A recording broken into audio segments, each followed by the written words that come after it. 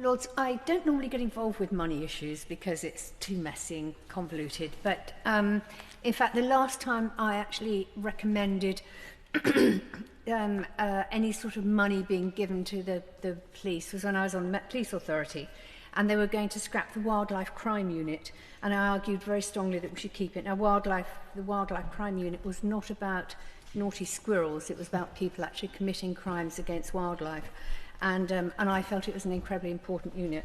That's by the by. This is a growing crime, and I mean, I can remember discussing this 20 years ago, and people saying we need more money to fund the work, and we need better systems and all that sort of thing. So it's quite surprising, really, that we need this now, after so long.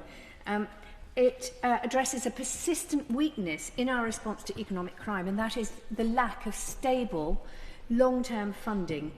Economic crime undermines public trust and causes real harm to individuals and communities. And yet the agencies tasked with tackling it are often operating on short-term budgets, depending on annual settlements, and unable to plan effectively. And this amendment asks the government to undertake a serious assessment of whether a proportion of the proceeds recovered from economic crime could be reinvested into a fund to strengthen enforcement. And that strikes me as an incredibly sensible approach, and also stopping the Treasury from grabbing it and using it in ways, even worse ways.